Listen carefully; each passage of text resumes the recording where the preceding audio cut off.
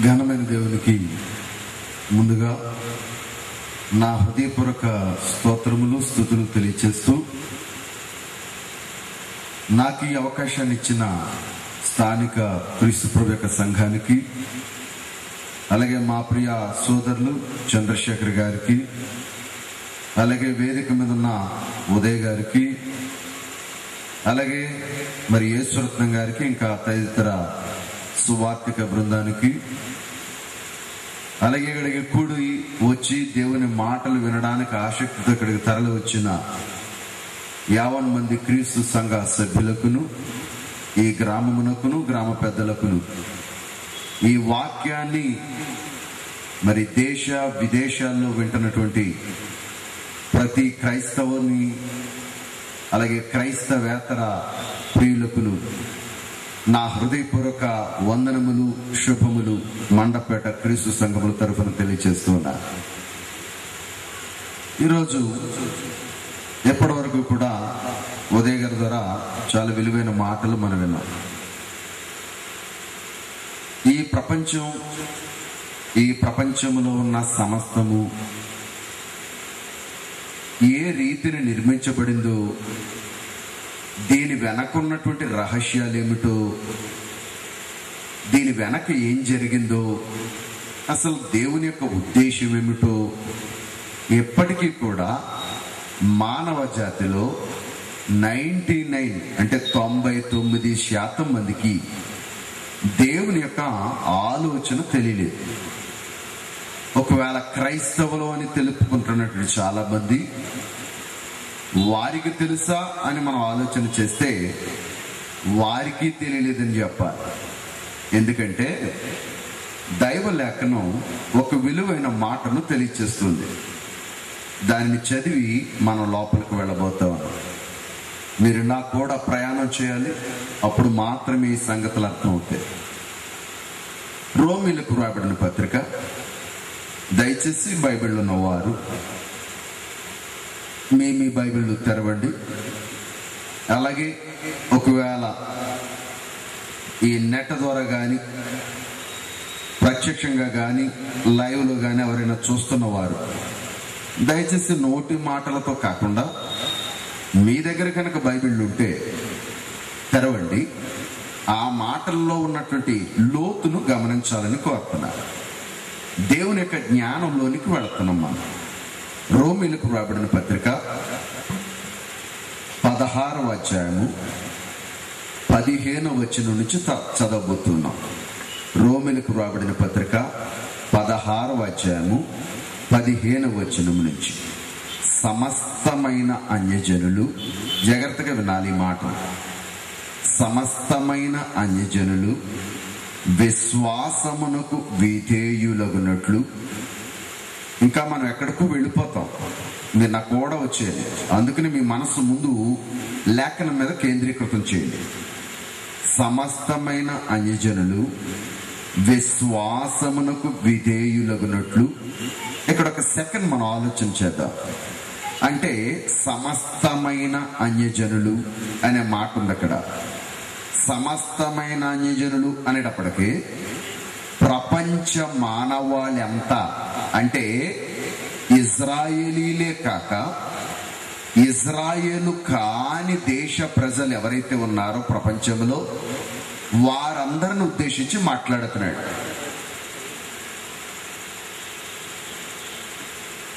క్షమించండి, రోమపత్రిక 16వ అధ్యాయం 25-27 వచ్చినారు.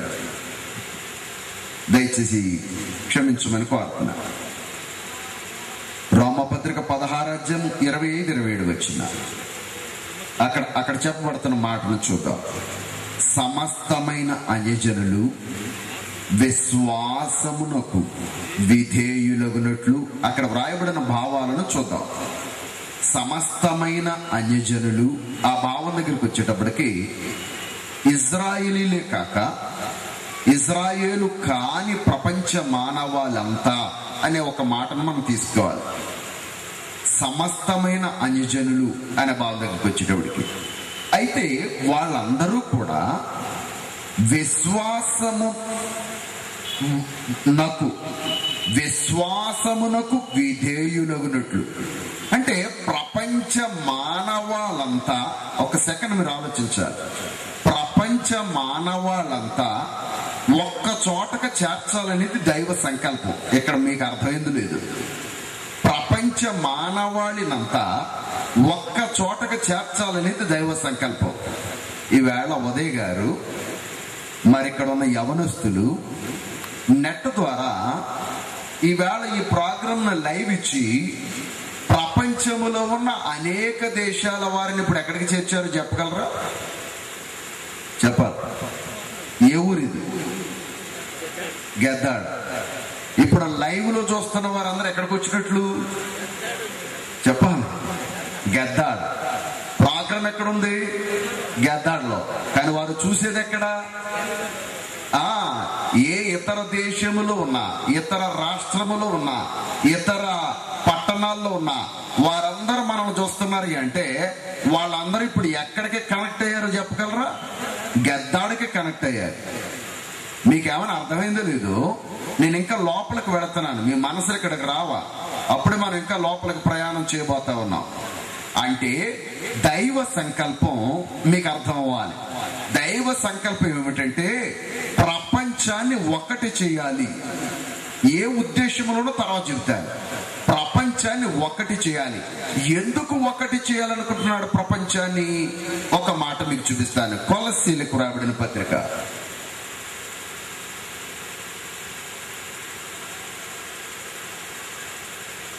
కొలస్సీలకు రాబడిన పత్రిక తీసారా? 3వ అధ్యాయం 11వ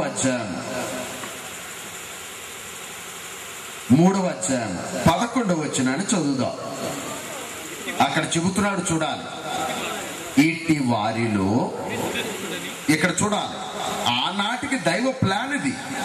ఇట్టి వారిలో గ్రీసు దేశస్థుడని యూదుడని భేదము లేదు. ఒక్క నిమిషం ఆలోచించాలి. ఇట్టి వారిలో దైవానికి ఏమి లేదు? భేదము లేదు. ఏమని భేదము లేదు? గ్రీసు దేశస్థుడని యూదుడని. గ్రీసు దేశస్థుడు అని అనగా అప్పటికి గ్రీసు అనే మాట వాడేటప్పటికి అన్యులు, హెల్లెనీయులు అనేవారు. అంటే అన్య భాష మాట్లాడేవారు అని అర్థం. అంటే ప్రపంచాన్ని ఆనాటికి అక్కడ ఉన్నటువంటి సమాజంతో పోల్చి మాట్లాడుతూ దేవుడు గ్రీకులు అనే పదం వాడారు. అంటే ఇక్కడ చెబుతున్నాడు, అట్టి వారిలో గ్రీసు దేశస్థుడని యూదుడని భేదము లేదు. సున్నతి పొందుట అని, సున్నతి పొందకపోవుట అని భేదము లేదు. పరదేశి అని, సిథియనుడని, దాసుడని, స్వతంత్రుడని లేదు గాని, జాగ్రత్తగా వినాలి, దాసుడని స్వతంత్రుడని లేదు గాని. ఆ తర్వాత మాట నాకు ప్రాముఖ్యం. క్రీస్తే సర్వమును.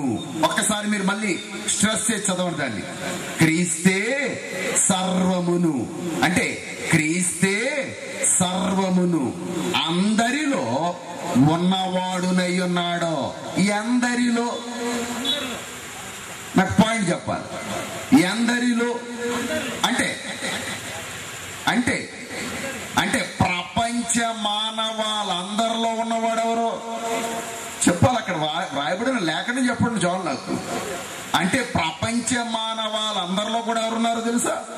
యేసుక్రీస్తే ఉన్నాడు. యేసుక్రీస్తే ఉన్నాడు.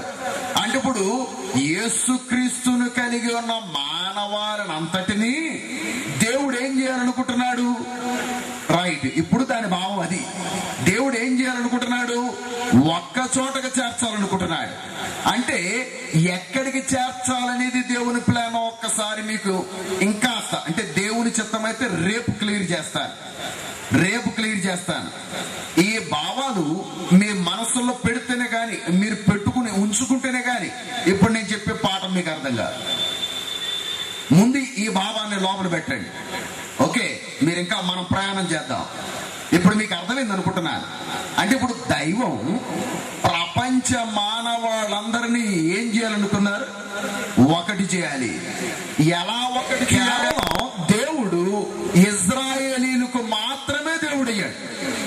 మీకేమైనా అర్థమైంది లేదు? కేవలం దేవుడు ఇశ్రాయేలీయులకు మాత్రమే దేవుడయ్యాడు. ఎప్పుడు? గతంలో. ఎప్పుడు? ఇది రహస్యంగా ఉన్నప్పుడు. ఇది రహస్యంగా ఉన్నప్పుడు కేవలం దేవుడు ఇశ్రాయేలీయులకు మాత్రమే దేవుడయ్యాడు. ఇది ఓపెన్ అయ్యేటప్పటికి ఎంతమందిని కలపాలనుకుంటున్నాడు ఇప్పుడు ఆయన? మొత్తం ప్రపంచాన్ని ఎక్కడికి చేర్చాలో చెబుతాం తర్వాత. ప్రపంచమంతటిని. ఇంతకీ నేను అడుగుతున్నా, ప్రపంచమంతా ఎందుకు దైవానికి దూరమైంది? నా మాట అర్థం కావాలా? ప్రపంచమంతా ఎందుకు దైవానికి దూరమైంది? ఓకే, ఇందాక కొలస్సీ పత్రికలో ఒక మాట చదివాం, మనం గుర్తుపెట్టుకోవాలి. అందరిలో ఎవరున్నారని చదివాం. మళ్ళీ చెప్పాలి, వెనకాల ఉన్నవారు చెప్పాలి నాకు. చక్కగా చాలా మంది ఉన్నారు. మీరు చక్కగా మీరు అందరూ చక్కటి అరేంజ్మెంట్లు చేశారు. ప్రియులు ఉదయ్ గారు, మరి దీనికి ఎంత ఖర్చు పెట్టారు నాకు తెలియదు, కానీ చాలా చక్కటి అరేంజ్మెంట్స్ చేశారు. మీరు చక్కటి సౌండ్ సిస్టమ్ పెట్టారు. మేము ఎక్కడికి వెళ్ళినా ఇది పెద్ద లోటు అయిపోతుంది మాకు. ఎందుకంటే సౌండ్, సరైన సౌండ్ సిస్టమ్ అరేంజ్ చేయలేకపోతున్నారు చాలా మంది క్రీస్తు సువార్థికులు. ఎందుకంటే లెక్క ఫండ్స్. క్రీస్తు సంఘాలకి దౌర్భాగ్యం ఏంటంటే ధన సహాయం చేసేవారు ఉండరు. చాలా మంది వేసే నెపం ఏమిటంటే ఇతర దేశాల నుంచి ధారాళంగా వచ్చి పడిపోతుందండి. వాళ్ళకి అంతకంటే ఎక్కువ వస్తుంది. ఆ మొక్క చెప్పడు బయటికి, ఆ మొక్క బయటికి చెప్పడు. అమ్మ మీ మీదే ఆనుకుని ఉన్నాం అంటాడు. ఏళ్ళు ఎత్తున్నారు, అక్కడ నుంచి నొక్కేస్తున్నాడే. కానీ క్రీస్తు సంఘం వల్ల ఇలాంటి అబద్ధాలు చెప్పలేదు, ఉన్నదేది చెబుతారు. చాలా దౌర్భాగ్యం అండి. ఇలాంటి నిజమైన సేవకు ప్రోత్సాహాన్ని ఇవ్వగలిగితే ప్రపంచాన్ని మనం నిజంగానే ఒకటి చేయొచ్చు. మీ అందరి సహకారం ఉంటే నిజంగానే ప్రపంచాన్ని ఒకటి చేయొచ్చు. చేయలేమా? మళ్ళీ చెప్పండి. నిజంగా ఈ మాటలు వింటున్న వారందరి సహకారం ఉంటే ప్రపంచాన్ని నిజంగానే ఒకటి చేద్దాం. నిజంగానే, ఇంక అందులో అనుమానం లేదు. కానీ కావలసిన వనరులు ఈవేళ నిజంగా ఉదయ్ గారిని అభినందిస్తున్నా. వారికి వచ్చిన ఈ ఆలోచన.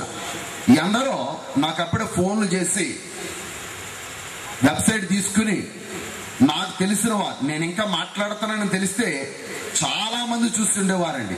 నాకు ఈ వెబ్సైట్ నాకు అందుబాటులోకి వచ్చేటప్పటికి లేట్ అయింది. చంద్రశేఖర్ గారు నాకు చెప్పేటప్పటికి, లేకపోతే నేను పాస్ ఆన్ చేస్తే చాలా మంది లైవ్ లో చూస్తుండేవారు. అయితే ఏదేమైనా వారి అరేంజ్మెంట్లను బట్టి అభినందిస్తున్నా. కానీ దేవుని చిత్తమైతే భవిష్యత్తులో ప్రపంచాన్ని ఒకటి చేయాలి. మనం ప్రపంచాన్ని ఒకటి చేయాలి. ఇది నా ప్లాన్ కాదు. ఎవరిది? దైవ ప్లాన్, దేవుని సంకల్పం. ఈ సంకల్పాన్ని బట్టి ఆయనే ఎంత ఉత్కంఠగా ఎదురు చూశారో మీకు ఏమైనా అర్థమైందా? మీకు ఎంతకాలం రహస్యంగా ఉంచాడట దాన్ని? రైట్, అనాది కాలం నుంచి ఎలా ఉంచాడు దాన్ని?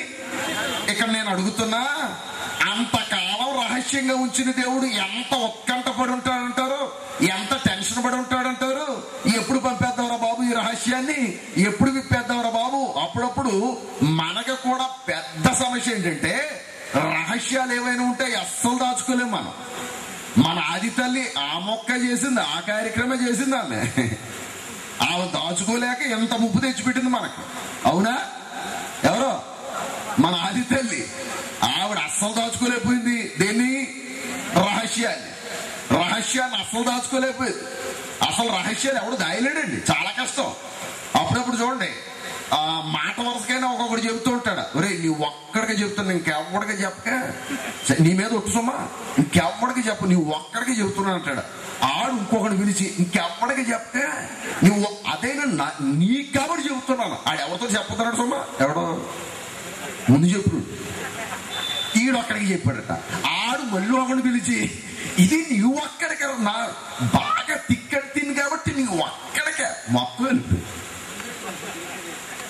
నేను ఒక్కడికని మొత్తం అయిపోయింది. అలా ఈ రహస్యాన్ని దోచుకోవటం అనేది అత్యంత కష్టమైన కార్యక్రమం. కానీ మహాదేవుడు, మీరు ఒకసారి ఆలోచన చేస్తే ఈ రహస్యాన్ని 4000 సంవత్సరాల సృష్టి ఆరంభం నుంచి దాచుకున్నాడండి. దేన్ని? ఈ రహస్యాన్ని 4000 సంవత్సరాలు దాచుకున్నాడండి దేవుడు. 4000 సంవత్సరాలు ఎంత ఉత్కంఠగా దాచుకుని ఉంటాడు గమనించండి. 4000 సంవత్సరాలు దాచుకుని ఈ రహస్యాన్ని ఓపెన్ చేశాడట. ఏమిటి? రోమిలకు రాబడిన పత్రికలో మరల చదవబోతున్నాం. నన్ను ఎక్కువైంది అనుకుంటా. చూడండి,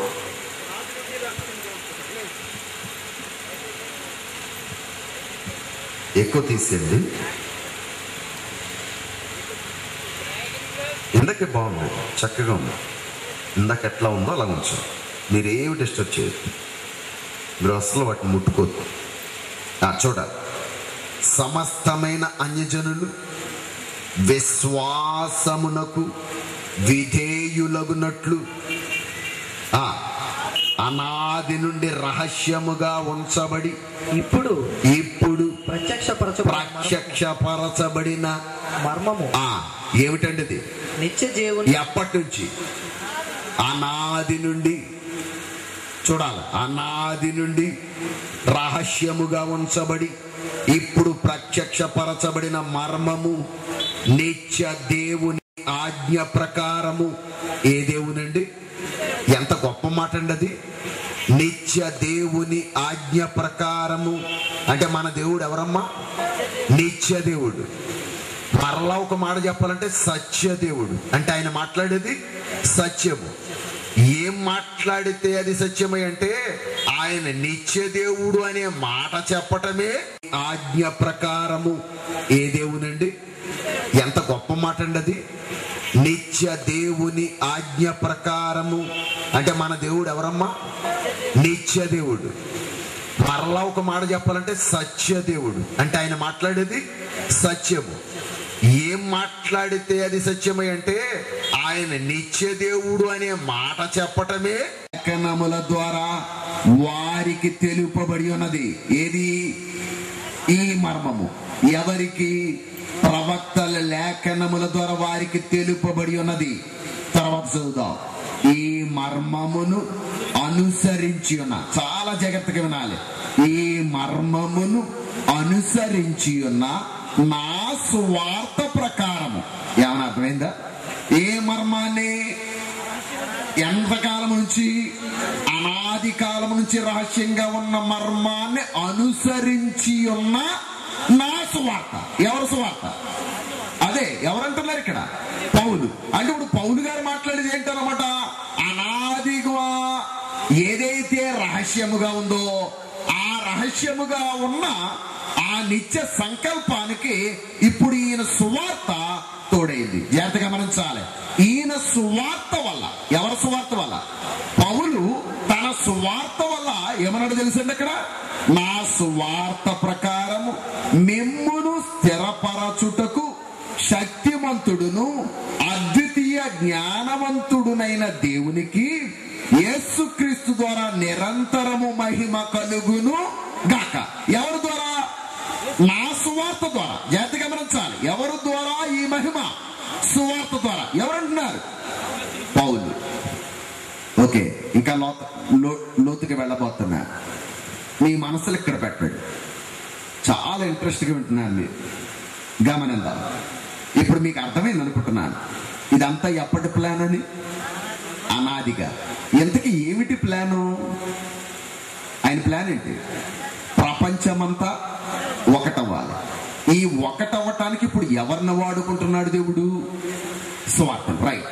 ఎవరిని? సువార్తని. ఆ సువార్త ఎవరి వల్ల ఓపెన్ చేశాడు ఇక్కడ? అంటే పౌలు వల్ల.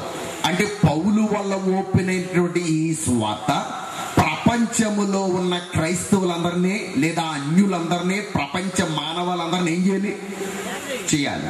ఒక్కటి చేయాలి. ఒక్క సెకండ్ మరొక మాట, విలువైన మాట నేను చూపిస్తాను. రోమిలకు రాబడిన పత్రిక దయచేసి చూడండి. 15వ అధ్యాయము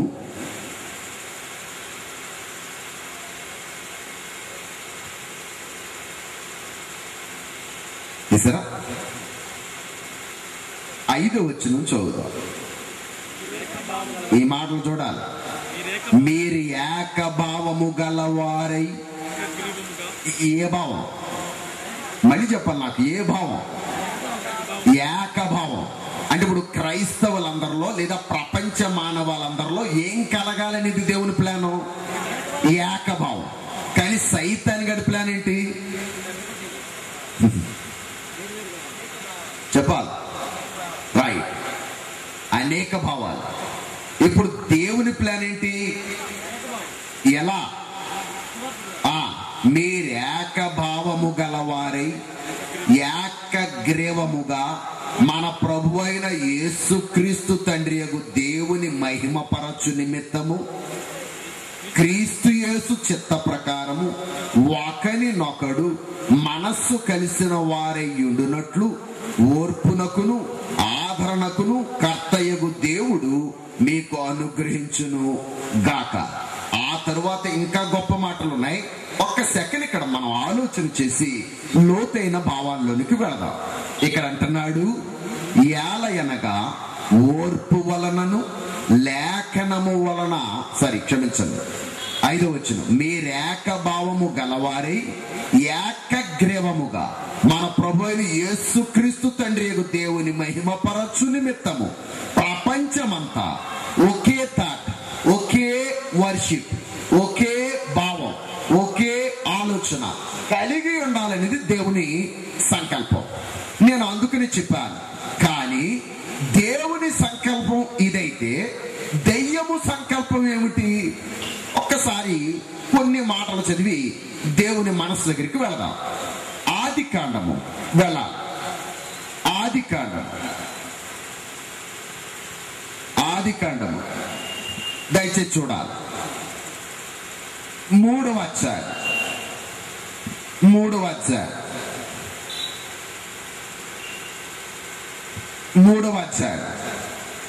మొదటి వచనాన్ని చదువుతున్నాను. ఈ మాటలు అందరికీ తెలిసినవే, కానీ అక్కడ ఉన్నతమైన భావం ఉంది. దాన్ని మీకు చూపించడానికి నేను ఇక్కడికి వెళ్తున్నాను. దేవుడైన యెహోవా చేసిన సమస్త భూజంతువులలో సర్పము యుక్తి గలదై ఉండేను. అది ఆ స్త్రీతో, ఏ స్త్రీతో? కానీ అవ్వని మాట రాశారండి అక్కడ. ఎందుకు రాయలేదో చెప్పనా? చెబుతాను వినండి. అది ఆ స్త్రీతో, ఇది నిజమా? ఇది నిజమా? చూడాలి. ఈ తోట చెట్లలో దేని ఫలములైనను మీరు తినకూడదని దేవుడు చెప్పినా. ఎవడండి? ఎవరు అడుగుతున్నారండి? సర్పం. ఎవరిని అడుగుతుందండి? అవ్వని అనుకున్నాం మనం, అవ్వని. కానీ ఆ స్త్రీతో అన్నాడు. ఇక్కడ మీకు ఒక రహస్యం చెప్పనా? ఆ స్త్రీతో అని ఎందుకు మాట్లాడాడు తెలుసా? మరొక మాట చెప్తున్నాను. ఆదామును టచ్ చేసినట్టుగా ఇక్కడ లేదు. ఎవరి దగ్గరికి వెళ్ళినట్టుగా ఉందా? స్త్రీ దగ్గరికి వెళ్ళినట్లుగా ఉంది. ఎందుకు స్త్రీ దగ్గరికి వెళ్ళిందో ఏమైనా మీకు అర్థమైందో లేదో నాకు తెలియదు, కానీ ఒక లోతైన భావాన్ని మీకు చూపిస్తున్నాను, చూడాలి. ఎందుకు స్త్రీ దగ్గరికి సాతాను వెళ్ళిందో ఒక లోతైన ఘటన మీకు చూపిస్తున్నాను. ఆది కాండమే 2వ అధ్యాయము 22వ వచనం దగ్గరికి వెళదాం. చాలా జాగ్రత్తగా చూడాలి. ఇది ఏమిటి అంటే 21 కూడా చదువుదామండి. అప్పుడు దేవుడైన యెహోవా ఆదామునకు గాఢ నిద్ర కలుగజేసి అతడు నిద్రించినప్పుడు అతడి ప్రక్కటెముకలలో ఒక దానిని తీసి ఆ చోటును మాంసముతో పూడ్చివేసెను. తరువాత దేవుడైన యెహోవా తాను ఆదాము నుండి తీసిన ప్రక్కటెముకను స్త్రీనిగా నిర్మించి, దేన్ని మళ్ళీ ఆలోచన చేయాలి. ప్రక్కటెముకను స్త్రీనిగా నిర్మించి ఆమెను ఆదాము వద్దకు తీసుకుని వచ్చెను. ఎవరు తీసుకొచ్చినోడు? మళ్ళీ గమనించాలి. తీసుకొచ్చిన వాడు దేవుడు. తీసుకురాబడింది ఎక్కడికి? ఆదాము దగ్గరికి. ఇక్కడ ఒక రహస్యం చూడదాం మనం. ఒక విలువైన మర్మం ఓపెన్ అవుద్ది, చూడాలి. అక్కడ ఏమిటంటే, అప్పుడు ఆదాము ఇట్లేనను. దేవుడు ఏం అడగలేదండి అక్కడ. నువ్వేమంటావు ఏమంటావు ఈవిడ గురించి, అసలు నీ కామెంట్ ఏంటి అని అడగలా. పాయింట్ గమనించాలి మీరు. ఆదాముని ఏమని అడిగాడే? అడగలేదు. ఈయన తొందరపాటు చూడాలి. ఎవరిదే? ఆదాముది. రెడీ అయిపోయాడు. ఎవరో? ఆదాము. అసలు దైవ సంబంధంగా ఆయన మైండ్ ఏంటో తెలుసా? అసలు ఈయన్ని పక్కన నిలబడితే ఏం జరుగుతుందో చూద్దాం అనుకున్నాడు. కెమిస్ట్రీ అన్నారు మనోళ్ళు దాన్ని. అసలు కెమిస్ట్రీ ఏం జరుగుతుందో చూద్దాం అనుకున్నాడు దేవుడు. ఈ కెమిస్ట్రీ ఇప్పుడు ఆయన అబ్జర్వ్ చేస్తున్నాడు. ఈ మహానుభావుడు కెమిస్ట్రీ మాట్లాడుతున్నాడు. ఎవరో? ఆదాము. ఏమిటి? ఆయనేమి రెస్పాన్స్ అడగల. నువ్వేమంటావు ఏంటి, నీ గొడవేంటని అడగల. కానీ తొందరపాటు అన్నమాట. ఇక్కడ ఒక భావాన్ని దగ్గరికి వెళదాం. నేను అందుకని తీశాను ఈ మాటలన్నీ మీకు చూపించడానికి కారణం అది. ఏమిటంటే మరల చదవండి, ఒక్కసారి చూడండి. తీసారా? తరువాత దేవుడని 22 వచ్చును, 2:22 ఆది కాండము. తరువాత దేవుడని యెహోవా తాను ఆదాము నుండి తీసిన ప్రక్కటెముకను స్త్రీనిగా నిర్మించి ఆమెను ఆదాము నొద్దకు తీసుకొని వచ్చెను. ఎవరో? దేవుడు. అప్పుడు ఆదాము ఇట్లేనను. దేవుడు అడగల.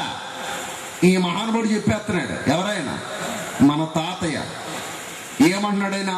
ఆదాము ఇట్లేనను, నా ఎముకలలో ఒక ఎముక, నా మాంసములో మాంసము, ఇది నరునిలో నుండి తీయబడును గనక నారి అనబడును. ఏమన్నా అర్థమైందమ్మా? ఎవరిలోంచి తీయబడింది గనక?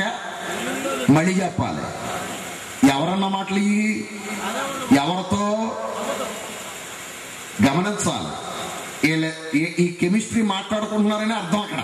ఓకే, ఇంతకీ వీళ్ళిద్దరిని అబ్జర్వ్ చేస్తున్నవాడు ఎవరో? ఆయన అబ్జర్వ్ చేస్తున్నాడు. ఆయన అనుకున్నాడు. ఆయన మనస్సు ఏమై ఉండాలో గమనించాలి ఇక్కడ. ఆయన మనస్సు ఏమై ఉండాలంటే, దైవం మనసు ఏమై ఉండాలంటే, అసలు ఆదాము ఎలా రెస్పాండ్ అవుతాడని ఆయన చూస్తుంటే, ఈయన ఎలా రెస్పాండ్ అయ్యాడు అంటే, నా ఎముకలలో ఎముక, నా మాంసంలో మాంసం అంటున్నాడు. గాని దైవమా నువ్విచ్చావన్న మొక్క ఈ నోట్లోంచి రాల. మీకేమన్నా అర్థమైందా? దైవమా నువ్విచ్చావు. ఎవరినే? ఈమెని. ఆయన ఎక్స్పెక్ట్ చేసేది ఏది? అలా అంటాడేమో ఎక్స్పెక్ట్ చేస్తున్నాడు ఆయన. అమ్మ మీకు అర్థం అవ్వాలి. ఎవరో? దేవుడు. ఇలా అంటాడేమో అని ఆయన ఎక్స్పెక్ట్ చేస్తుంటే ఈ మహానుభావుడు ఏమంటున్నాడు? మీకు ఇక్కడ ఏమైనా అర్థమైందా? హ్యూమన్ ఎప్పుడు కూడా సెల్ఫిష్ నేచర్ కలిగిన వాడే.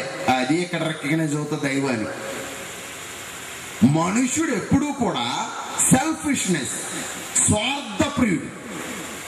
ఎంతటి స్వార్థప్రియుడు అంటే దైవాన్ని కూడా స్వార్థానికి వాడుకోగలిగినటువంటి స్వార్థప్రియుడు. ఎవరో? నరుడు. ఇది ఎప్పుడు రుజువైంది దైవానికి? ఈవేళ కాదు. ఇంకొక మాట చెప్పనా?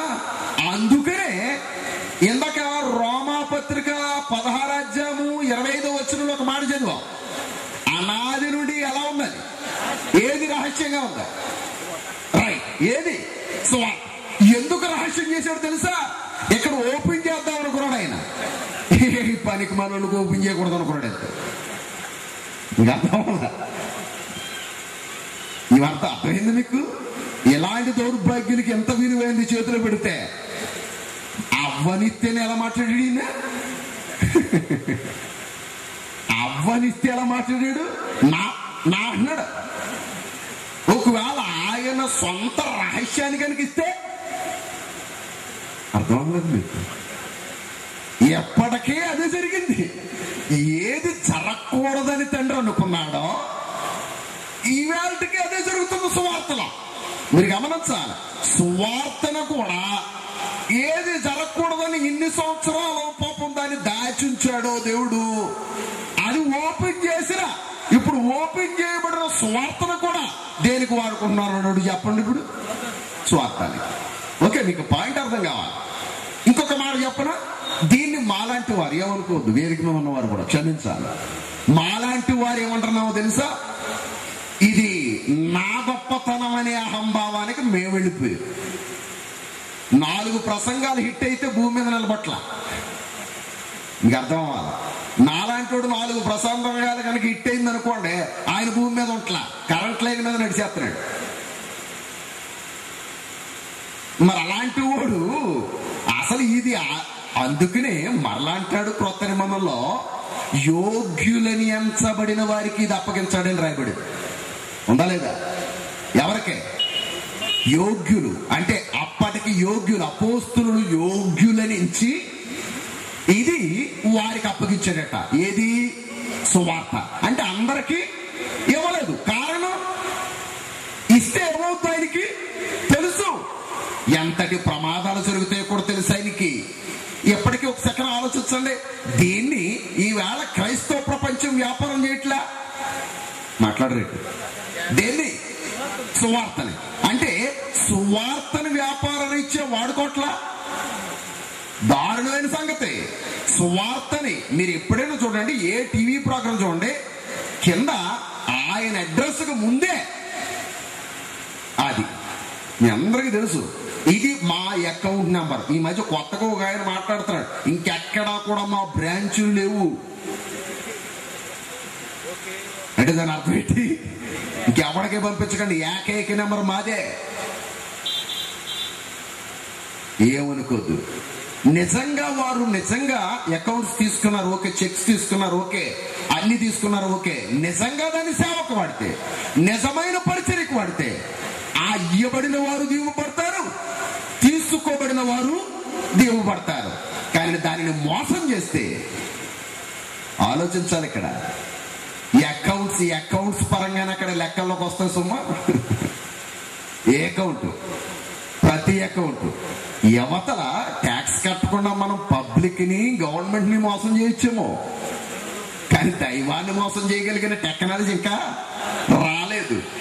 నేను అనుకుంటా ఉంటాను, ఈ టెక్నాలజీ అంతా చూసినప్పుడు ఒక ఈ మానవుడికే ఎంత తలకాయ ఉందా? ఎంత ఉందన్నది? ఎంత తలకాయ? ఈడి తలకాయకే ఎంత జ్ఞానం ఉంటే చూడండి. ఏమనుకోకుండా ఉదయ్ గారు తల అని అనుకోకుండా, ఎందుకంటే ఇప్పుడు ప్రపంచం అంతా చూపించేస్తాడు ఇది దేన్ని ఇప్పుడు లైవ్ లో. అంటే ఒక మనిషి తలకాయకే ఎంత జ్ఞానం ఉంటే మరి దైవం అనుకో.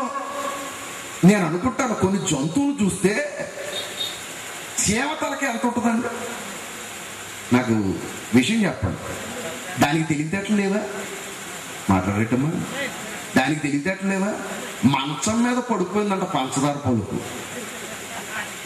కదా, పిల్లోడు అక్కడ తిన్నాడు, ఏది కాజేయో లేకపోతే మైసూరు పాకం, అక్కడ పడిపోయిందంట 2 ర్యాలీ. ఎక్కడో బుర్రలో రంధ్రంలో ఉన్నదానికి, దీనికి మంచం మీద ఈ పంచదార పలుకులు ఉన్న సంగతి దానికి ఎలా తెలిసిందండి? అదైనా ఈడికి ఎప్పుడు తెలిసిందో తెలుసా? అన్ని పాపం ఇంటికి వచ్చేసి శుభ్రంగా మంచంలో పడుకుని దొరుకుతున్నాడు ఇటు ఇటుని. అప్పుడు దొల్లనివ్వట్లేదు ఈ చేమలం, ఎందుకంటే కింద నుంచి కుట్టేస్తున్నాయి, ఏంటో కుడతాయని చూసేటట. అప్పుడు అర్థమైందట ఏమున్నాయని, ఇంతకీ ఎందుకు వచ్చినాయని చూసేటట. ఏమున్నాయి అక్కడ? ఎవడు తిన్నాడు అన్నాడట కుర్రోడు. ఆడు ఎప్పుడో తిన్నాడు. ఆ తిన్న 2 పలుకులు అక్కడ పడి, ఆ పలుకులకి ఎక్కడి నుంచి వచ్చినాయి నేను అడుగుతున్నా. వాటికి ఎలా తెలిసిందని, వాటికి ఎలా తెలిసిందని?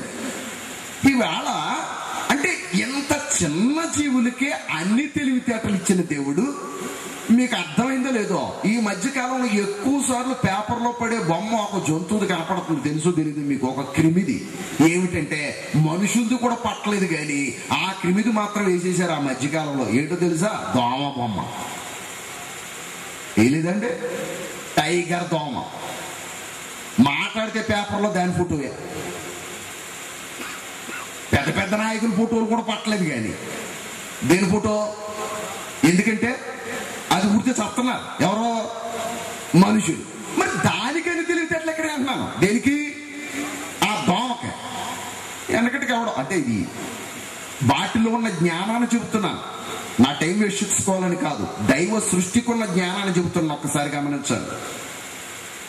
ఈ వేసవకాలం ఏదో లోపల పడుకుంటాం ఒక్కబోస్తుందని అనుకుంటాం, ఒక్కబోస్తుందని పైకి వెళ్దామని మేడపైకి వెళ్ళి ఈ లోపల కరెంట్ పోతుంది. కరెంట్ పోతే ఎలాగంటే పైకి వెళ్ళిపోవాలి తప్పదు. అప్పటి వరకు కరెంటు పోయినా 1/4 గంట దొలుతాం, ఓన్లీ సెట్ పెట్టేద్దాం. ఎక్కడ? ఇంట్లోనే. కానీ ఈ లోపల ఈ తినేస్తూ ఉంటాయి. ఏవి? దోమలు. బతకనవ్వం. ఎదవ దోమల బాధ ఎక్కువైపోయిందని పైకి వెళ్ళిపోయాడు మేడపైకి. ఎల్లుడు ఏమన్నాడు తెలుసా, కింద ఉన్న బావని పిలిచేస్తున్నాడు, బావా సూపర్ హ్యాపీ అయినా ఏ క్లాస్ గాలేస్తున్నాడు, ఒక్క దోమ ఉంటే ఉట్టరు ఎక్కడ అన్నాడు. కింద ఉన్న కూడా వచ్చాయి ఎక్కడికి పైకి. ఇద్దరు పైన పడుకుని మంచం మీద చక్కగా మడతమంతా వేసుకుని పడుకుని హాయిగా మాట్లాడుకుంటా, ఆకాశం వంక చూస్తావు మాట్లాడుకుంటా నిద్రపోదాము నన్ను ప్లాన్ చేసుకుంటున్నారు మాట్లాడుకుందామని. ఒక్క పావు గంటలో కింద ఉండాల్సిన దోమలన్నీ పైకి వచ్చేసి. మీకేమైనా అర్థమైందా? దాని అర్థం ఏంటమ్మా అంటే కింద రూమ్ అంతా తడివేసినాయి. ఎవరిద్దరి కోసం, బావబొమ్మద్దుల కోసం తడివేస్తే వీళ్ళిద్దరు మిస్ అయిపోరు. ఇక్కడ బహుశా వీళ్ళు ఎక్కడికి వెళ్ళిపోరని ఆటికెళ్ళి తెలిసిందంటున్నాను, దోమలకి ఎలా తెలిసిందంటున్నాను, వీళ్ళిద్దరు పైన ఉన్నారని. మీకు అది అర్థం కావాలి. వాటికైనా జ్ఞానం ఉందా కానీ దౌర్భాగ్యం ఏంటంటే ఎంత తలకై ఉన్న ఈడికి లేదండి. ఏది జ్ఞానం. అందుకని యెషయా గ్రంథంలో అన్నాడు, ఎద్దు తన కామందు నెరుగును, గాడిద తన సొంత వాని దుడ్డే తెలుసుకును. ఈ ప్రజలు, నా ప్రజలు లెక్కలేనన్ని దినములు నన్ను మరచి ఉన్నారు. ఎన్ని దినాలట? లెక్కలేనన్ని దినాలు. అసలు ఎలా మరిచారు దైవాన్ని? నేను ఇందాక ఒక రహస్యాన్ని చెప్పాను మీకు. ఏమిటంటే మానవులనే వారందరిలో ఉన్నవాడు ఎవడో ఒక మాట చూపించాను. ఎవరు చెప్పాలి? క్రీస్తు. ఇవాళ ఇది ప్రపంచానికి అర్థం కాలేదండి. అంటే అన్ని మతాల వారైనా ఎవడైనా ఏ జాతి వాడైనా అందరిలో ఉన్నవాడు ఒక్కడే, అది క్రీస్తు. ఎందుకంటే అది ఎలా మీరు నిరూపణ చేయగలరు అంటే లేఖనాన్ని మాత్రమే చూపించాను. వాస్తవ నిరూపణకు వెళ్ళాలి అంటే దాని మీదే 3 రోజులు మాట్లాడతాను. ఎప్పుడైనా మీరు అవకాశం ఇస్తే ఎలాగ క్రీస్తు వారందరిలో ఉన్నాడు అన్న దాని మీదే. కానీ ఈవేళ నా అంశం అది కాదు కాబట్టి ఆ మాటను చూపించి అసలు విషయాల్లోనికి నేను వెళుతున్నాను. దయతో నాతో పాటు రండి. ఇప్పుడు దైవానికి నరుడు ఎప్పుడు దూరం అయ్యాడు అనే విషయాన్ని నేను ఇక్కడ మాట్లాడుతున్నాను. ఎప్పుడు దూరం అయ్యాడు దైవానికి నరుడు? ఇక్కడ ఒక సంగతి మనం చూచాం. ఏమిటది? ఆదాము దగ్గరికి తీసుకుని వచ్చాడు అవ్వలే దేవుడు. తీరా తీసుకొచ్చిన తర్వాత ఆదాము అంటున్నాడు అవ్వతో, నా ఎముకలలో ఎముక, నా మాంసములో మాంసమా, నీవు నరులలో నుండి తీయబడితే గనక నారి అనబడుదువు అని అన్నాడా లేదా? ఇంతకీ దేవుడు అడిగాడండి ఇతన్ని? పాయింట్ చెప్పాలి నాకు. దేవుడు అడిగాడా? అడగకుండానే ఇతడు ఏమయ్యాడు అంటే ఇప్పుడు మీకు అర్థం అవ్వాలి. ఇతని సెల్ఫిష్ నేచర్ ఏంటో బయటపడింది. అంటే నా ఎముకలలో ఎముక, నా మాంసములో మాంసం అనే ఫీలింగే ఉంది తప్ప ఈమెను దేవుడిచ్చాడు వస్తే అసలు ఇక్కడ ఎముక మాంసం అయ్యి ఉండొచ్చు, కానీ దాన్ని సెపరేట్ చేసి ఒక జీవిగా తయారు చేసి ఇచ్చిన వాడు ఇతడు ఎవరిని మర్చిపోయాడు? దేవుణ్ణి మర్చిపోయాడు. ఆయన ఎక్స్పెక్ట్ చేయడంటే నన్ను ఎంతగానో గౌరవిస్తాడు ఈమెను తోడిచ్చినందుకు అని ఆయన అనుకుంటే వీడేం చేశాడు అంటే ఇయ్యబడిన దాన్ని పొగుడుతున్నాడు తప్ప ఇచ్చిన వ్యక్తిని. అప్పుడు అర్థమైంది దైవానికి. ఆ తరువాత మాట, విలువైన మాట ఒకటి ఉందో చూద్దాం. విలువైన మాట 24వ వచనం. కాబట్టి ఒక్క నిమిషం, ఏ బట్టి? కాబట్టి అంటే ఒక్క నిమిషం అండి. దేనిని బట్టి ఇప్పుడు దైవం డిసైడ్ అయ్యాడు? మానవుని యొక్క సెల్ఫిష్నెస్ ని బట్టి ఇప్పుడు దైవం డిసైడ్ అయ్యారు. ఎలాగో తెలుసా? కాబట్టి పురుషుడు తన తల్లిని, తన తండ్రిని, తన తల్లిని విడచి భార్యను హత్తుకును. ఎప్పుడు అర్థమైందమ్మా దైవానికి? చెప్పాలి నాకు. ఎప్పుడు అర్థమైంది దైవానికి అంటే పక్కకు వచ్చేటప్పటికి మైండ్ అంతా అర్థమైపోయింది. ఎవరికే? దైవానికి. ఓహో, ఇప్పుడు నేను ఒక పాయింట్ అడుగుతున్నా. అక్కడ ఆదాముకి తల్లి కాని తండ్రి కాని ఉన్నాడా? చెప్పాలి నాకు. మరి లేకుండా ఎందుకు మాట్లాడుతున్నాడు అలాగా? ఉన్నాడు. ఎవరైనా దేవుడే తల్లి తండ్రి. ఎవరికి? ఆదామ వాళ్ళకి. ఇప్పుడు దైవానికి ఏమర్థమైపోయింది? వీడు నన్ను వదిలేస్తాడు గ్యారంటీ. అర్థమలా? వీడు నన్ను వదిలేస్తాడు గ్యారంటీ. ఎవరి దగ్గర పోతాడు? అదిగో ఇప్పుడు ఆయనకి అర్థమైంది ఏంటంటే పొరపాటు చేసాడేమో అని. అర్థమవుగా మీకు? ఎవరినిచ్చి ఏమనుకోకండి, ఇక్కడ టాపిక్ కి సంబంధం లేకపోయినా ఒక విషయం, ఎందుకంటే మళ్ళీ అది వాడటానికి సమయం కుదరదు కాబట్టి ఆ మాట కూడా చెప్పేస్తానండి. ఇక్కడ ఏంటంటే, ఇది ఎలా ఇచ్చి చూసిన దేవుడు యేసుక్రీస్తు ప్రభుని రెండవ ఆదాం అన్నాడు. అవునా? మాట్లాడాలి. కొరింథీ పత్రికలు ఏమన్నాడు? రెండవ ఆదాం ఎవరు? యేసుక్రీస్తు ప్రభు. మరి యేసుక్రీస్తు ప్రభుకి భౌతికమైన భార్యని ఇచ్చాడా? చెప్పాలి. భార్యనిచ్చాడా? ఎందుకు ఇవ్వలేదో చెప్పగలరా? మొదటోడికి ఇచ్చి చూసాడు, ఆయనకి అర్థమైపోయింది ఇస్తే ఎంత ప్రమాదమా అని. అమ్మా, మొదటి వాడికి ఇచ్చి చూస్తే ఆయనకి అర్థమైపోయింది ఎంత తేడా ఉందా ఎవరిలో. ఆదాములే లేదు, ఎంత తేడా ఉందా, అయ్యి బాబోయ్ అని అనుకున్నాడు దైవం. ఇప్పుడు తరువాత యేసుక్రీస్తు ప్రభుకు కూడా ఒకవేళ భౌతికమైన భార్యని ఇచ్చుంటే ఏమోనో, స్టోరీ ఎలా ఉన్నో. అందుకని ఆయనకి అర్థమైంది ఏంటంటే, ఎట్టి పరిస్థితుల్లో భౌతికమైన భార్యని ఆయనకి ఇవ్వకూడదు అనుకున్నాడు. ఎవరో? దైవం. ఇక్కడ పాయింట్ క్లియర్ చేయడానికి నేను వాడాను. అవన్నీ కొన్ని అద్భుతమైన మర్మాలు. ఒక్క గంటలో ఈ జ్ఞానం అంతా మీ ముందు పెట్టలేను నేను. ఎప్పుడైనా మరలా వీలు కుదిరినప్పుడు మరలా నన్ను పిలిస్తే మీకు ఇలాంటి రహస్యాలు కొన్ని వేలు చూపిస్తాను, కొన్ని వేలు. అయితే ఇప్పుడు నాకు ఇవ్వబడిన కొద్దిపాటి టైంలో ఇవ్వబడిన అంశాన్ని మాట్లాడాలి. దాని కొరకు నా ప్రయత్నం. ఈసారి ఎప్పుడైనా నన్ను పిలిచినప్పుడు నేను ఉదయ్ గారిని కానీ ఇక్కడ ఉన్న కమిటీ వారిని కోరేది ఏంటంటే, మీరు సబ్జెక్ట్ డిసైడ్ చేస్తే మంచిదే, నేను ఆ సబ్జెక్ట్ పరిధిలో మాట్లాడాలి. ఈసారి మీరే నాకు చాయిస్ ఇచ్చేస్తే ఇక అద్భుతమైన జ్ఞానం మీ ముందు పెడతాను.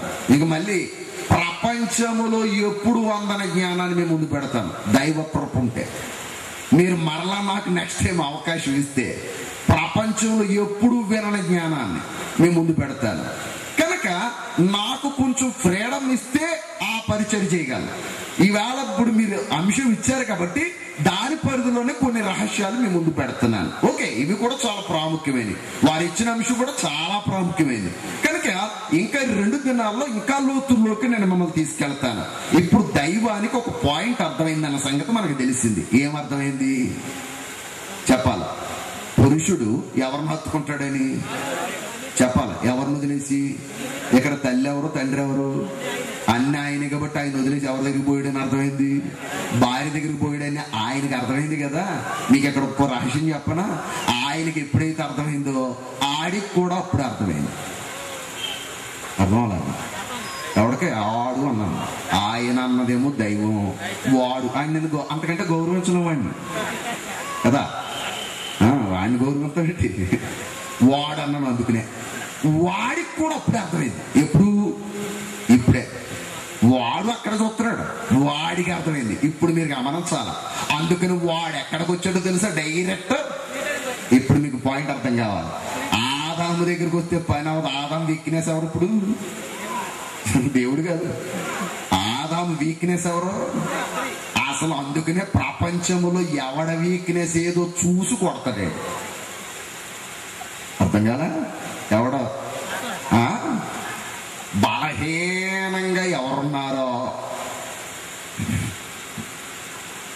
పగ్గం వేసి లాగినా రావట్లేదు అనుకోండి, అంత కంటలు పడిపోయాడు. ఇంకా అర్థం కావాలి. సంఘంలో ఎవరినైనా పగ్గం వేసి లాగినా రావట్లేదు అనుకోండి బయటికి, అంత తంటలు పడుకు పగ్గాలు వేసేసి 10 మంది లాగండ్రా అని అంటాం.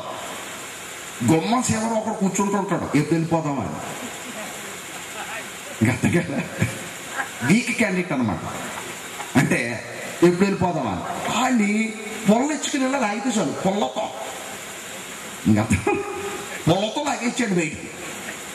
ఇప్పుడు ఆడికి అర్థమైంది ఏంటంటే అలాంటి వీక్ క్యాండిడేట్లు ఎక్కడున్నారో చూసుకుంటూ ఉంటాడు. అందుకనే అప్పుడప్పుడు చూడండి, ఆరాధన మందిరానికి వెళతాం కానీ ఒక్కో మహాతల్లి ఈ దారబొమ్మ నాది, తలుపు నాది అంటూ ఉంటారు. ఈ కిటికీ అసలు ఈ గోడే నాది పిల్ల, అసలు ఎవరమ్మన్నాడు ఇక్కడికి అంటారు. దాని అర్థం ఏంటనుకుంటున్నారా? అంటే అక్కడికి వెళ్ళి ఏం చేద్దామని, పాపం పాట వినేద్దామని కాదు. అది ద్వారబంధం దొరికిన వెంటనే ఆ సాతానికి ఏమంటాడు తెలుసా? దొరికేసింది కదా నీకు కావాల్సింది, అస్సలు వెనకంటాడు. మీకు అందుకని కుర్చీలు వేసారు. ఇప్పుడు అస్సలు వినొద్దని. అమ్మ వింటున్నారు కదా, రైట్. వాడికి చోటు ఇవ్వకండి, దైవానికి చోటు ఉండి. అద్భుతమైన జ్ఞానం మనం వినబోతున్నాం. ఇప్పుడు మనకు అర్థమైంది ఏంటంటే, మానవుడికి ఏది వీక్ పాయింటో అక్కడికి వచ్చాడు. ఎవడు? సాతాను. వాడక్కడికి వచ్చి ఎంత విచిత్రమైన ప్లాన్ చేశాడో మీకు చూపిస్తానని. ఇప్పుడు ఎంత విచిత్రమైన ప్లాన్ చేశాడు ఎవడో? సాతాను. ఎంత విచిత్రమైన ప్లాన్ చేశాడంటాడు. ఒక్క మాట చూపిస్తున్నాను చూద్దాం. ఏమంటున్నాడంటే 3వ వచనం చూద్దాం. అయితే ఒక్కసారి 2వ వచనం. అందుకు స్త్రీ, ఈ తోట చెట్ల ఫలములను మేము తినవచ్చును, అయితే తోట మధ్యనున్న చెట్టు ఫలములను గూర్చి ఎక్కడున్నా? మళ్ళీ చెప్పాలి. ఎంతకే ఈ మంచి చెడ్డల తెలివినిచ్చు చెట్టు కూడా ఎక్కడుందట? తోట మధ్యలో. తోట మధ్యలో మీకు ఒక రహస్యాన్ని చూపిస్తాను చూడండి. తోట మధ్యలో 2వ అధ్యాయము ఒక్కసారి చూడండి. 9వ వచనం చదువుదాం. 9వ వచనం. మరియు దేవుడైన యెహోవా చూపునకు రమ్యమైనది, ఆహారమునకు మంచిదియునైన ప్రతి వృక్షమును, ఆ తర్వాత ఆ తోట మధ్యను జీవ వృక్షమును. ఎక్కడ? ఆ తోట మధ్యలో దేని పెట్టాడు? అసలు తోట మధ్యన పెట్టింది జీవవృక్షం. కానీ అవ్వేమందో తెలుసా? పాయింట్ గమనించాలి. అవ్వేమంది అక్కడ. ఏది? ఆ మంచి చెడ్డల తెలివినిచ్చి చెట్టు కూడా ఎక్కడుందని ఉందా లేదా అంటే 9వ వచనంలో మళ్ళీ చదువుదాం. ఆ తోట మధ్యనున్న జీవవృక్షమును కామ పెట్టాడండి. పెట్టడా అంటే ఎలాంటి విత్తని? కామాకి దాని అర్థం ఏమిటంటే దీనితో పాటుగా అని అర్థం. కామ అంటే అవునా, చాలా సార్లు సుబ్బారావు కామ, అప్పారావు కామ అని అన్నాం అనుకోండి. దాని అర్థం ఏంటి? కామ పెట్టాడంటే అంటే సుబ్బారావు గారితో పాటు అప్పారావు గారితో పాటు నారాయణరావు గారు అని ఆ కామ పెడితే దాని అర్థం అది. పురుషులో పెట్టేస్తే సుబ్బారావు గారు కామ పురుషులో పెట్టేవనుకుంటే దాని అర్థం ఏంటి? సుబ్బారావు గారు ఒక్కడే ఇన్వాల్వ్ అయ్యాడు కానీ అప్పారావు గారు ఇందులో ఇన్వాల్వ్మెంట్ లేదని అర్థం పురుషులో పెడితే. కానీ కామ పెడితే అర్థం ఏంటంటే ఎలాంగి విత్ అంటే ఇక్కడ ఏం చెబుతున్నాడు 9వ వచనంలో? ఆ తోట మధ్యను జీవవృక్షమును, కామ మంచి చెడ్డల తెలివినిచ్చు వృక్షమును నేల నుండి మొలిపించాను. ఇప్పుడు నాకు చెప్పండి, 2 చెట్లు ఎక్కడ ఉన్నట్టు? ఏ 2 చెట్లు? నేను అడుగుతున్నా, ఈ మంచి చెడ్డల తెలివినిచ్చు చెట్టుకి అంత ఇంపార్టెన్స్ ఏంటండి? ఏదో మొలట్టొచ్చు కదా. ఎక్కడ పెట్టాడు? మధ్యలో. అసలు మధ్యలో పెట్టాల్సింది ఏంటి? కాదు, దేన్ని పెట్టాలి? దైవం జీవవృక్షాన్ని పెట్టాలి. దానికి గౌరవం ఉంది, మర్యాద. కానీ దేని కూడా పెట్టాడు? మీకు అర్థం అవ్వాలా? అలాగే ప్రపంచానికి సెంటర్ గా అంటే ప్రపంచానికి దాని అర్థం ఏమిటంటే, అందుకని మీరు ఈ ప్రపంచంలో ఏ మూలకు వెళ్ళండి, ఏ మత ధర్మం దగ్గరికి వెళ్ళండి, ఏ తత్వం దగ్గరికి వెళ్ళండి, ఆ తత్వం ఎలా కనబడుతుందో తెలుసా? దాన్ని నమ్మిన వారికి ఎగ్జాక్ట్ ఇదే రైటు. ఇంకెంతకంటే బోధ ధర్మం గాని ఇంతకంటే మత ధర్మం గాని కూటి లేదు అనిపిస్తుంది. ఎందుకు తెలుసా? ఇక మీకు అర్థం కావాల్సింది, ఇస్లాం ధర్మం నమ్మిన వారు కూడా వాళ్ళు ఏమనుకుంటారంటే ఎంతకంటే గొప్ప ధర్మం కూటి లేదు, ఈ ధర్మంతో పరలోకం చేరాలనుకుంటున్నారు, స్వర్గలోకం. లేదా ఇంకా ఇతర మత ధర్మాలు ఉన్నాయి, వాటిని నమ్మేవారు కూడా ఏమనుకున్నారంటే ఎంతకంటే గొప్ప ధర్మం కూటి లేదు, అందుకని ఇది తప్ప ఇక స్వర్గానికి చేర్చే ఇంకో ధర్మం కనబట్టం లేదు అని అనుకుంటున్నారు. మీకు అర్థం అవ్వాలి. ఎందుకంటే ఆ మంచి చెడ్డల తెలివినిచ్చు చెట్టు కూడా ఎక్కడుంది అంటే దాని అర్థం ఏమిటి? ఎంత ఈక్వల్ షేర్ ఇచ్చాడో మీకు ఏమైనా అర్థమైందా? దేనితో పాటు? జీవవృక్షంతో పాటు ఈక్వల్ షేర్ ఇచ్చాడు. దేనికి? ఆ మంచి చెడ్డల తెలివినిచ్చు చెట్టు కూడా దైవం.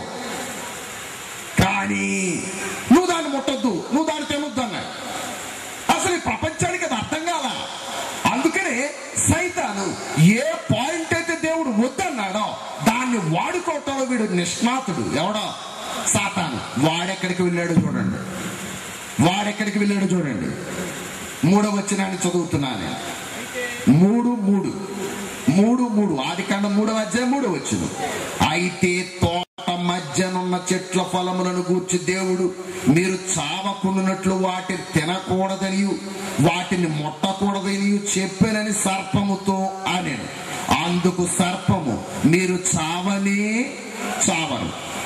ఏలయనగా, ఈ మాట కొరకు చదివిస్తున్నానండి, ఏలయనగా మీరు వాటిని తిను దినమున మీ కన్నులు తెరవబడుననియు మీరు మంచి చెడ్డలను ఎరిగిన వారై దేవతల వలె ఉందురనియు.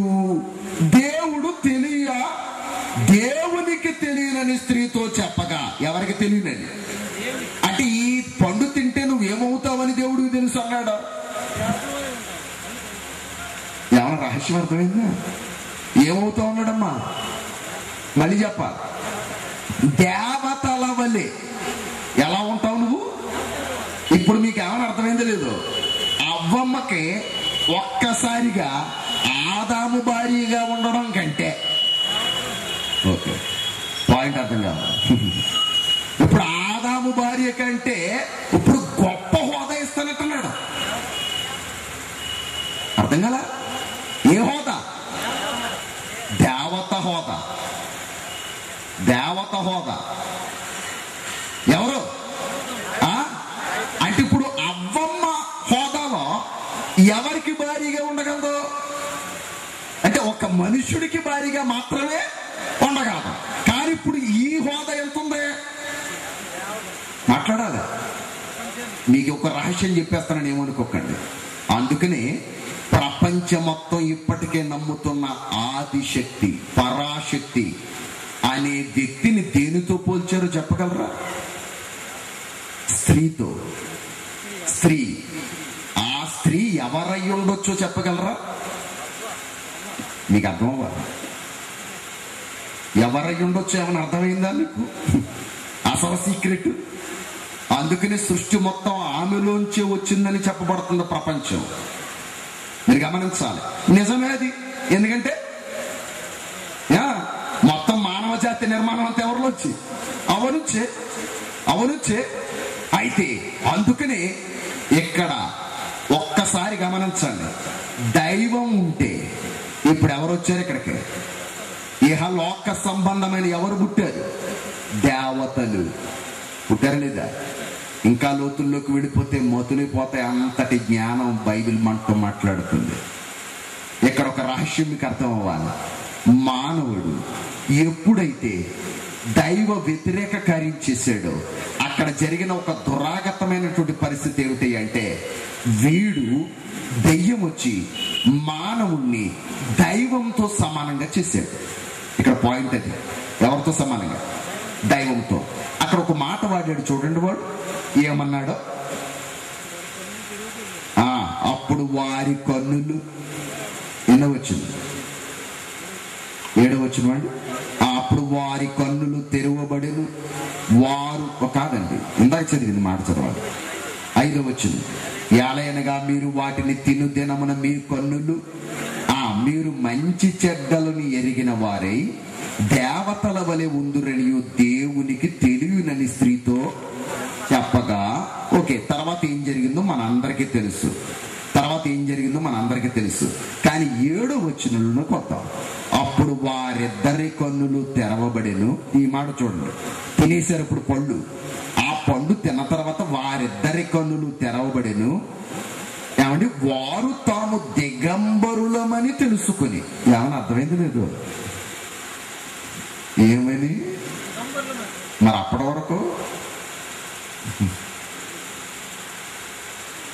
వరకు ఎవరు సృష్టించిన మనుషులుగా ఉన్నారు వాళ్ళు.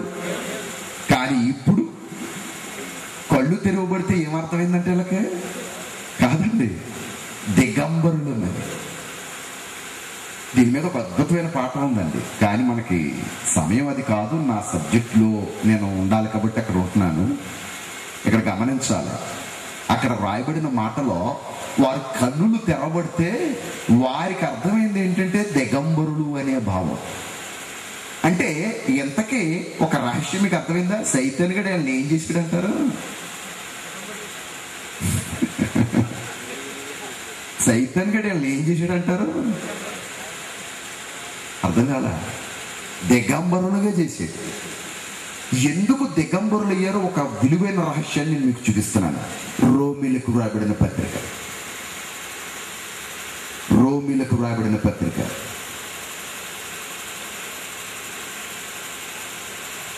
చూసారా? రోమీలకు రాయబడిన పత్రిక 1వ అధ్యాయంలోనికి వెళదాం.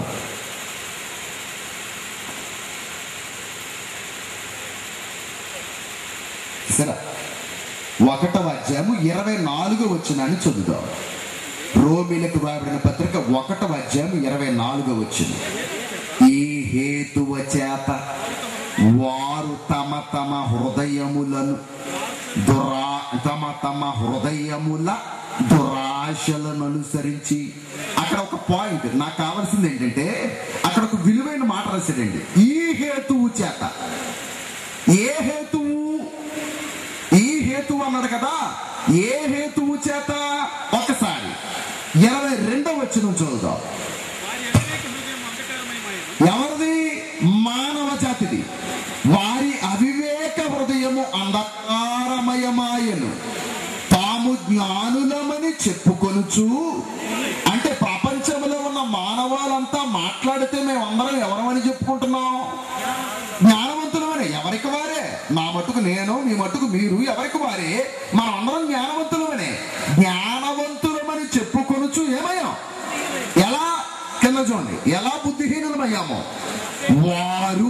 ఎందుకు బుద్ధిహీనులు అనే మాట వాడాడు చెబుతున్నాడు దేవుడు. వారు అంటే ఈ బుద్ధిహీనులైన వారు అక్షయుడగు దేవుని మహిమను. ఎవరినండి? అక్షయుడగు అంటే ఇప్పుడు దేవుడు ఎవరట? అక్షయుడు అనే మాటకు అర్థం ఏమిటి? క్షయము కానువాడు అనే మాటకు అర్థం ఏమిటి? ఇంకొక మాట చెప్పనా? భౌతిక స్వరూపి కాడు. ఎవరు? దేవుడు. భౌతిక స్వరూపి కాడు.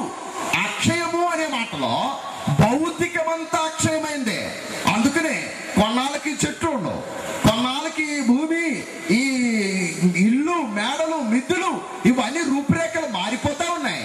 అలనాడు మహారాజులు కట్టిన కోటలు కొన్ని వందల సంవత్సరాల తర్వాత అవన్నీ అయిపోయినాయి, శిథిలమైపోయినాయి. అంటే ఎంత కోటలైనా, ఎంత మేటలైనా, ఈ ప్రపంచంలో ఉన్నవన్నీ కూడా ఏదో ఒక రోజు ఏమైపోవాలి? క్షయమైపోవాలి. అయితే దేవుడెవరు? అక్షయుడు. దేవుడెవరు? అక్షయుడు. ఆ అక్షయుడు అనే మాటలో తీసుకొస్తే అక్కడ అన్నాడు, మనం చదువుదాం. వారు అక్షయుడగు దేవుని మహిమను, వారు అక్షయుడగు దేవుని మహిమను. ఎవరు వారు? పైన చదువా. తాము జ్ఞానులమని చెప్పుకొనుచు. ఆ బుద్ధిహీనతగా ప్రవర్తిస్తున్న వారు ఎవరయ్యా అంటే దైవం చెబుతుంది, నేను చెప్పట్లా. ఏమని? వారు అక్షయుడగు దేవుని మహిమను క్షయమగు మనుష్యుల యొక్కయు, పక్షుల యొక్కయు, చతుష్పాద జంతువుల యొక్కయు, పురుగుల యొక్కయు ప్రతిమా స్వరూపములుగా. ఎవరు?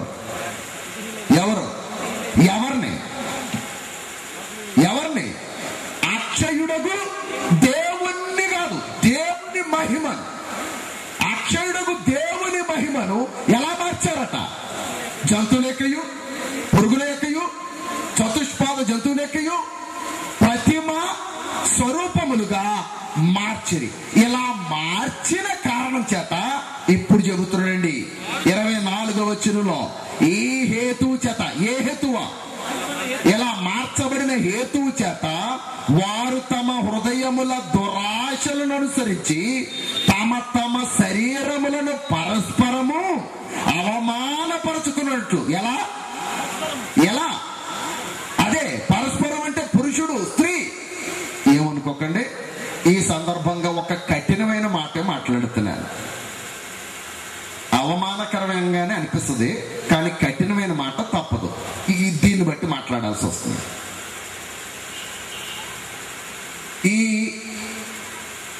ఎప్పుడైతే అక్షయుడకు దేవుణ్ణి ఎట్లా మార్చారో, ఇలా మార్చే కొలది కూడా దేవుడు ఏం చేస్తున్నాడో మీకు ఏమైనా అర్థమైందా? పురుషుడు, స్త్రీ ఒకరినొకరు అవమానపరుచుకునేటట్లు చేస్తున్నాడట. ఎవరు? దేవుడు. ఎలా అనుకుంటున్నారు? ఈవేళ నా చిన్నప్పుడు చూసిన సినిమాలు, ఒకవేళ ఆనాటి కాలం నాటి పాత సినిమాల్లోనికి మనం వెళితే చక్కటి వస్త్రధారణతో పురుషుడైనా స్త్రీ అయినా ఉండేవారు. అవునా కదా? ఎప్పుడు? పాత సినిమాలు. ఎందుకంటే అప్పటికి అది గౌరవం, మర్యాదగా ఉండేది. ఉండే కొలిది కూడా, మీకు అర్థం అవ్వాలి, ఉండే కొలిది కూడా పురుషుడికి తగ్గిపోయి, అందుకని అవమానకరంగా ఉంటుందన్న.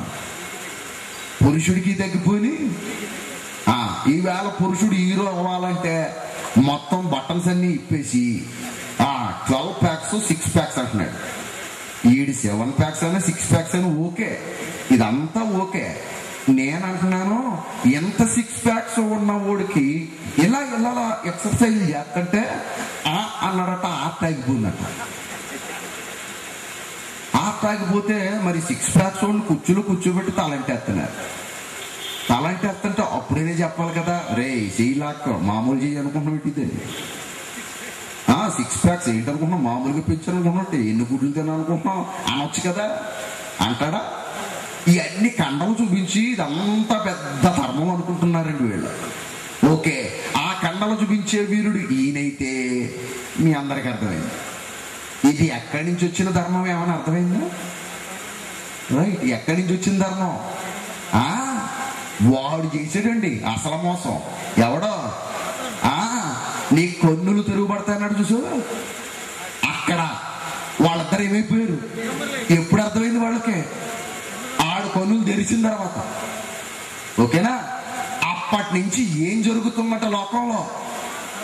పరస్పరం ఏం జరుచుకుంటున్నారు మానవ జాతి? అవమానం. అంటే పురుషుడు స్త్రీని, స్త్రీ పురుషుడిని ఎలా చూస్తుంది ఈ లోకం అంటే, ఎంత అవమానంగా చూపిస్తే అంత హిట్ అయిపోతుంది సినిమా. మీకు అర్థమైంది లేదు? అంటే ఇప్పుడు లోపలికి వెళ్ళమని చెప్పేవాడు కూడా ఎవడో తెలుసా? వెళ్ళు, సూపర్ ఇట్రా. మళ్ళీ దీనికి మళ్ళీ ఇంటర్వ్యూలు బయట. ఏదండి ఈ మైక్లో పట్టుకుని ఎలా ఉందని మీ అభిప్రాయం పెట్టాడు అంటాడు. ఎలాగ ఒకడు 500 డేస్ సిల్వర్ జూబ్లీ, ఎంత విచిత్రం అండి. ఇప్పుడు అవన్నీ ఇంటర్వ్యూ చేసి కూడా ఎవరో చెప్పగలరా? ఎంత అవమానం, ఎంత దారుణం జరుగుతుందో ఒకసారి గమనించండి. దీని వెనకాల ఉన్న రహస్యం వేళకి ప్రపంచానికి అర్థం కాలేదు. ఒక్క సెకండ్ ఆలోచిద్దాం. ఇలా అవమానపరచబడినటువంటి ఆదామవ్వలో ఏదేను తోటలోనికి దేవుడు సంచారం చేస్తున్నాడని వ్రాయబడింది ఆది కాండంలో. ఒక్కసారి అక్కడికి వెళదాం. ఆది కాండం ఒకసారి. అలాగే అధ్యక్షులుగా ఉన్న నా ప్రియ సోదరులు చంద్రశేఖర్ గారికి, వేదిక మీద ఉన్న దైవదాసులకు, లైవ్ లో ప్రపంచం నలుమూల నుంచి చూస్తున్న మీ అందరికీ క్రీస్తు ప్రభు యొక్క ఘనమైన నామంలో నా హృదయపూర్వక వందనములు తెలియచేస్తూ ముగిస్తున్నాను. మీ అందరికీ వందనాలు.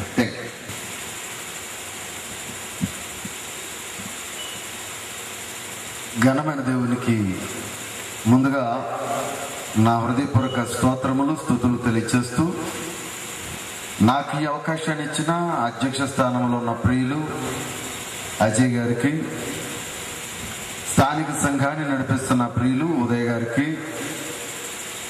అలాగే ప్రియులు మరి ఎంతమందిని మానిటర్ చేస్తూ ఎంతో చక్కటి ఆత్మీయ మేలులు పొందటానికి ఆంధ్రప్రదేశ్లో అనేక సంఘాలకి మరి ప్రోత్సాహాన్ని చేస్తున్న మా ప్రియ సోదరులు చంద్రశేఖర్ గారికి, అలాగే వేదిక మీద ఉన్నటువంటి చాలా మంది దైవదాసులు ఉన్నారు, వారందరికీ పేరు పేరున, అలాగే కూడి వచ్చిన మీకును, ఆయా సంఘాల నుంచి, ఆయా గ్రామాల నుంచి వచ్చిన క్రైస్తవ సోదరిమణులకును, అదేవిధంగా ఈ గ్రామ పెద్దలకు, ఈ నెట్ ద్వారా ఎంతమంది అయితే ఈ వేళ ప్రసంగాన్ని వింటున్నారో, ఆయా దేశాల్లో వింటున్నటువంటి వ్యక్తులైనటువంటి మీ అందరికీ క్రీస్తు ప్రభు యొక్క అతి శ్రేష్టమైన నామములో నా హృదయపూర్వక వందనములు, శుభములు తెలియజేస్తూ ఉన్నాను. గత రాత్రి కాలంలో చాలా విలువైన మాటలు మనం నేర్చుకుని ఉన్నాం. మీ అందరికీ ఆ సంగతులు అర్థమైనని నాకు అర్థమైంది. అలాగే ఉదయ్ గారు ఇప్పుడు నాకంటే ముందు మాట్లాడుతూ చాలా విలువైన భావాలు వారు మీకు చెప్పారు. అయితే దాని వెనకాల నాకు కనబడింది ఏంటంటే ఆయన ఆతృత. కారణం ఏంటంటే ప్రపంచం ఎంత మోసపోతుంది, ఎంత తప్పులో ఉన్నారు అనే ఆతృత మరి ఆ యవన కాలమందు ఉదయ్ గారు పడుతున్నటువంటి తపన ఈవేళ క్రైస్తవ ప్రపంచం అర్థం చేసుకుంటే బాగుండేది. అయితే ఇదంతా కూడా చాలా రహస్యాలతో కూడుకున్నటువంటి ఆలోచన. చాలా వరకు ఈ ప్రపంచానికి అర్థం కాని అనేక రహస్యాలు బైబిల్ గ్రంథం ఏనాటి నుంచి చెబుతుంది. అది ఎప్పటికీ మానవ జాతికి అర్థం కాలేదు. అది చాలా దురదృష్టం. ఎందుకన్నట్లయితే మరి గత రాత్రి కాలంలో నేను చాలా విషయాలు, ప్రాముఖ్యమైన విషయాలు మీతో చెప్పాను. అవేమిటంటే ప్రపంచంలో ఉన్న మానవ జాతిని అంతటినీ కూడా దేవుడు తండ్రి అయిన దేవుడు ఏకం చేయాలనే సంకల్పాన్ని కలిగి ఉన్నాడు అని లేఖనాల ద్వారా కొన్ని సంగతులు మేము ముందు పెట్టారు. అయితే అసలు మానవుడు ఎందుకు దైవానికి దూరం అయ్యాడో ఆ సంగతులు కూడా రాత్రి కాలంలో మేము ముందు పెట్టారు. ఇప్పుడు ఇంకాస్త లోతుల్లోనికి మనం వెళ్ళబోతున్నాం. మీ హృదయాలు కేవలం బైబిల్ మీద ఉన్నట్లయితే, నేను చెప్పే మాటల మీద ఉన్నట్లయితేనే ఈ పాఠాన్ని మీరు అర్థం చేసుకోగలరు. కనుక నేను ఎంత దూరం ప్రయాణం చేస్తానో జ్ఞానంలో మీరు కూడా నాతో పాటు అంత దూరం ప్రయాణం చేయగలిగితేనే ఈ పాఠం మీకు అర్థమవుతుంది. తద్వారా మీరు మేలుడు పొందుతారు. కనుక లేఖనాలకి చోటివ్వండి. లేఖనాల్లో ఉన్నటువంటి విలువైన మర్మాలు మీ హృదయాల్లోనికి ప్రవేశింప చేయనివ్వండి. ఓకే, మనమందరం కలిసి దేవుని జ్ఞానములో ప్రయాణం చేద్దాం. మనమందరం ఆలోచన చేసాం. రాత్రి కాలంలో ఒక విలువైన మాటను మనం చదివాం. మరలా రోమీయులకు రాబడిన పత్రిక 16వ అధ్యాయంలోని కొన్ని సంగతులను మనం ఒక్కసారి జ్ఞాపకం చేసుకుని ముందు పాఠాల్లోనికి మనం వెళ్ళిపోదాం. దయచేసి నాకు తక్కువ సమయం ఉంది, చెప్పవలసిందైతే చాలా ఎక్కువ ఉంది. కనుక మీరు వీలైనంత త్వరగా నాతో సహకరించినట్లయితే త్వరగా మనం ముందుకు వెళ్ళడానికి అవకాశం ఉంది. మనం రోమీయులకు రాబడిన పత్రిక 16వ అధ్యాయంలో 25వ వచనంలో ఉన్న వచనంతో రాత్రి కాలం మనం ప్రారంభించుకున్నాం. కనుక ఇక్కడ మరల జ్ఞాపకం చేస్తున్నాను. సమస్తమైన అన్యజనులు విశ్వాసమునకు విధేయులగునట్లు. సమస్తమైన అన్యజనులు అనగా నేను చెప్పాను రాత్రి, అన్యజనులు అని అంటే ఈవేళ ప్రపంచములో ఉన్న క్రైస్తవ సమూహాలన్నిటినీ కలిపి దైవ గ్రంథం ఒకే ఒక మాటతో సూచించింది. అదేమిటయ్యా అంటే అన్యజనులు అనే మాట. అందులో అనేక జాతులు, అనేక మతాలు, అనేక తత్వాలు, అనేక బోధలు, ఇవన్నీ ఏవైతే ఉన్నాయో వాటన్నిటిని కలిపి ఒకే మాట మాట్లాడింది. అది అన్యజనులు అనే మాట.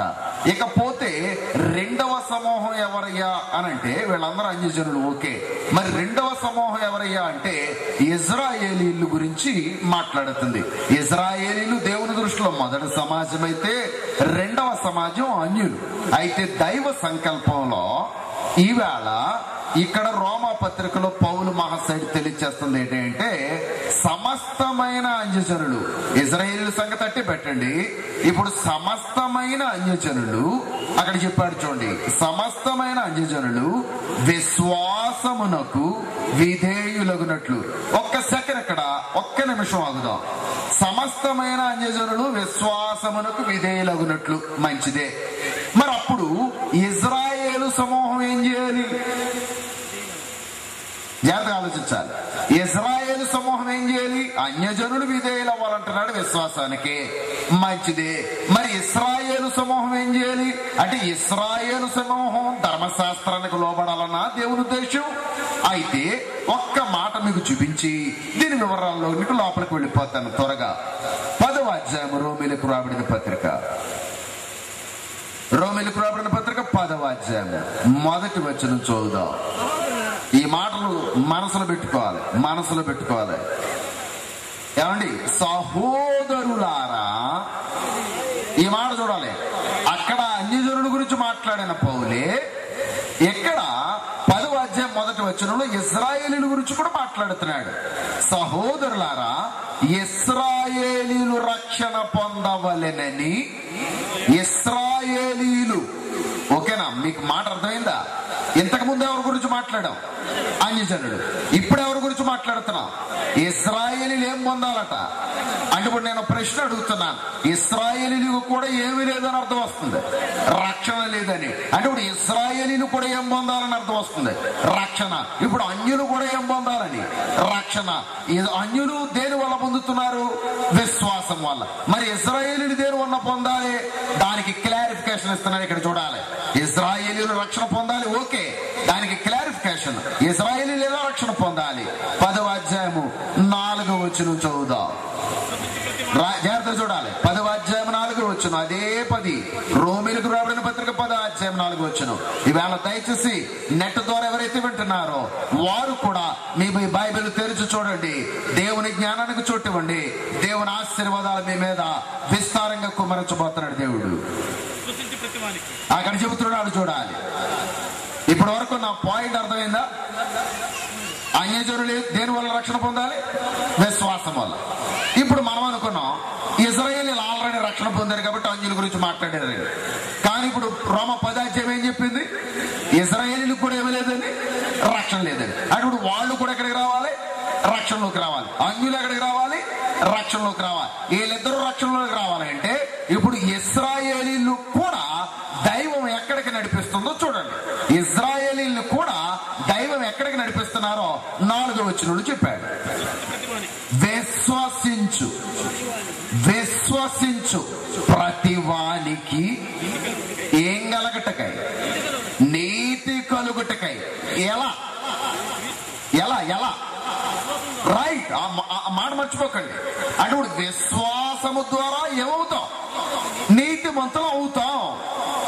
కనుక ఇశ్రాయేలీయులు రక్షణ పొందాలంటే ఇశ్రాయేలీయులు కూడా ఎక్కడికి రావాలి? అదే రైట్, ఆ మాట గురించి నేను చదివించాను. ఇశ్రాయేలీయులు కూడా విశ్వాసం దగ్గరికి రావాలి, అన్యజనులు కూడా విశ్వాసం దగ్గరికి రావాలి. పాయింట్ అర్థమైందా? ఇప్పుడు ఇశ్రాయేలీయులు విశ్వాసం దగ్గరికి రావటానికి వాళ్ళకొకటి అడ్డుగా ఉంది. ఏమిటి అంటే దాన్ని 4వ వచనంలో చెప్పాడు.